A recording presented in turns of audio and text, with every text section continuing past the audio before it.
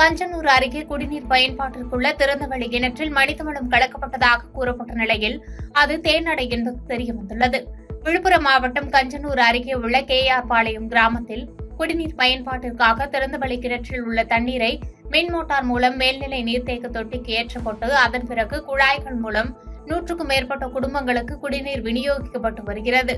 இந்நிலையில் குடிநீர் பயன்பாட்டிற்குள்ள திறந்தவெளி கிணற்றின் தடுப்பு சுவரின் மீது மர்ம நபர்கள் சிலர் ஏறி அமர்ந்து மலம் கழித்ததாக கிராம மக்கள் குற்றம் சாட்டினர்.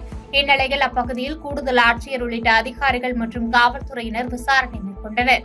தொடர்ந்து குடிநீர் வாரிய நிர்வாக பொறியாளர் மோகன் தலைமையிலான அதிகாரிகள் கிணற்றுக்குள் இறங்கி சோதனை செய்தபோது அது மலமல்ல தேனடை என்பது தெரியவந்து பொதுமக்களிடமும் காண்பிக்கப்பட்டது. இதனால் பொதுமக்கள் சற்று நிம்மதியடைந்தனர். இதனால் விழுப்புரம் மாவட்டத்தில் உள்ள திறந்தவெளி கிணறுகளை கணக்கெடுத்து அவற்றை இரும்பு வேலி கொண்டு மூட மாவட்ட ஆட்சியர் பழனி அதிரடி உத்தரவு பிறப்பித்துள்ளார். பாதகம் செய்பவரை கண்டால் நாம் பயங்கொள்ளலாகாது பாப்பா, மோதி மிதித்து விடு பாப்பா, அவர் முகத்தில் உமிழ்ந்து விடு பாப்பா. அண்மை செய்திகளை உடனுக்குடன் தெரிந்து கொள்ள இணைந்திருங்கள் இயம்நாடு தொலைக்காட்சியுடன்.